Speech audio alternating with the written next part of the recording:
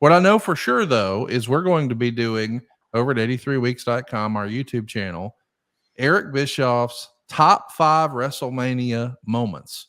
He's going to be breaking down his top 5 reasons this WrestleMania is going to be the biggest WrestleMania yet, and some of the bigger moments through history. We're going to be doing a lot of these top 5s and top 10s and things like that. They're going to be exclusive to 83weeks.com. They won't be posting here on the RSS feed. Of course, you're going to get them early and ad-free over at adfreeshows.com, but be sure to check us out at 83weeks.com if you haven't already. Eric, let's talk about our topic, why we're really here today. I forgot why we're here today. I thought we got done talking about why we're here today, right? You know what? Let's do this. Let's do some questions, and then we'll talk about our topic. All right. We got a live studio audience here from adfreeshows.com. I want to give a shout out to everybody who's hanging out with us. Mike Hoop wants to know, Eric, would you keep on with the promos or have some tag matches with Bloodline and Cody, Jay, and Seth? I, for one, don't think they should touch until WrestleMania. What say you? Absolutely agree with you, Conrad. I don't think they should touch. The more they touch, the less interesting the match will be. Build that anticipation. Make them want it. This is like the professional wrestling of sexual foreplay. You got to give it some time. You got to build up the anticipation in order for the ending to be as magic as you want it to be. Don't jump in and do it right away. And no, I don't believe in any more contact than is absolutely necessary, as we were talking about for the largest part of the beginning of the show. I think the magic involved in last night, there was a lot of it, but I think the greatest part of it for me in terms of its formatting and the goal of the show was all that show did was build anticipation. Stories already there, anticipation, reality, surprise, action. WWE is hitting on all 5 of those critical areas with regard to the SARSA formula. And to do any more contact than is absolutely necessary right now is only going to diminish anticipation. It's not going to add to it, in my opinion.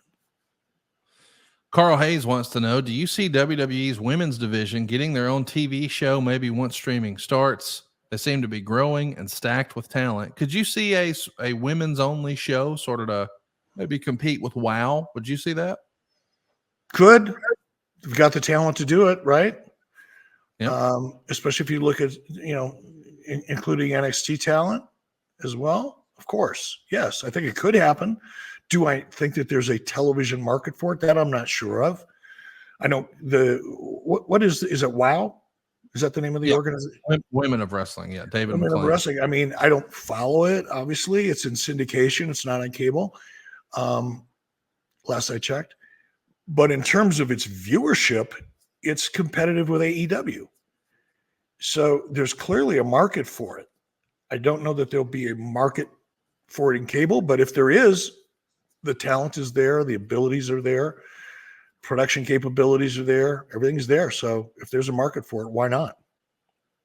It's funny you say if there's a market there for it, because as we're recording this on a Tuesday morning, just yesterday it was announced that WWE is doing a deal with Roku for a brand new all-access docuseries called WWE Next Gen.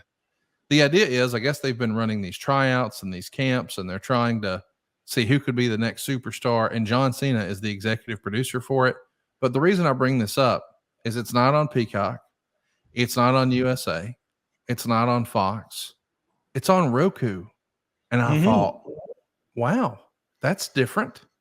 What'd you think of the news that on April 1st, so just a few days from now, WWE Next Gen is going to have a presence on Roku?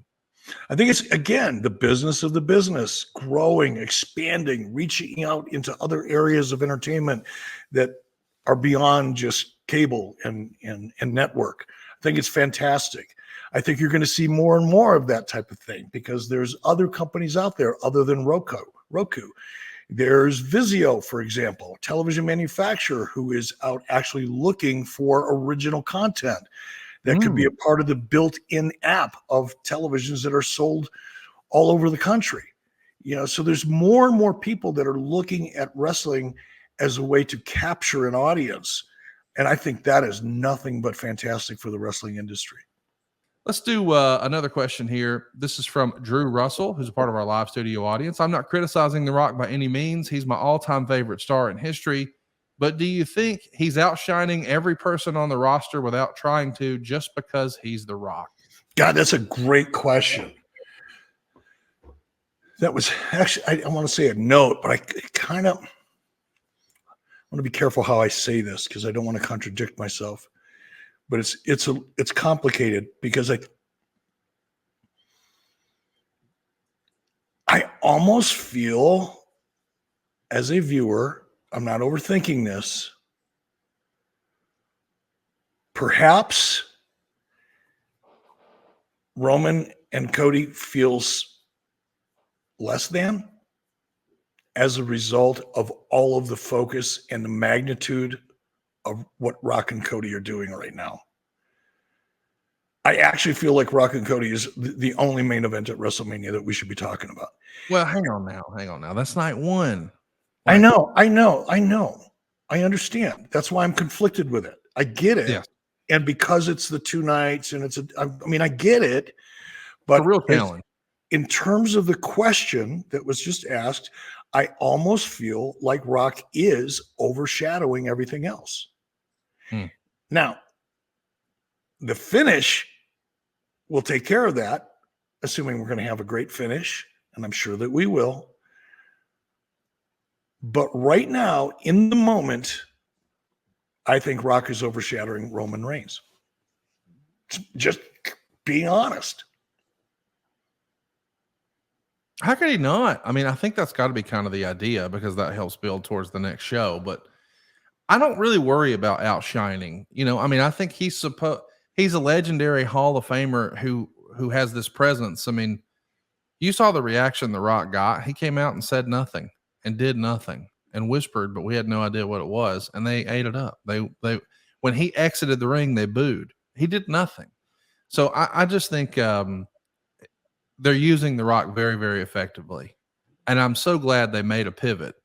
I can't imagine that the original plan of Rock and Roman would somehow be better than what we're actually getting. No, and I certainly don't mean to imply that. Yeah. And really what I'm suggesting is that Rock creates a very, very, very unique problem. And that is the magnitude of his stardom. It's almost impossible for Rock not to suck up the oxygen in the room when he walks into it. It is what it is. That's the benefit of having The Rock. It's also the reality of having The Rock.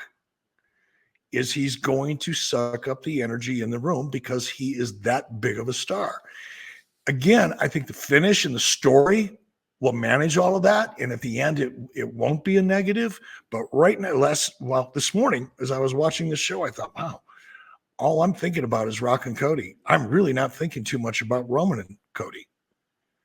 And that's partly because of what I was watching, of course. It was designed to do that. But sure. Yeah, to answer the question, I think a little bit, man. He's going to overshadow anybody he's in a room with because he's the fucking Rock.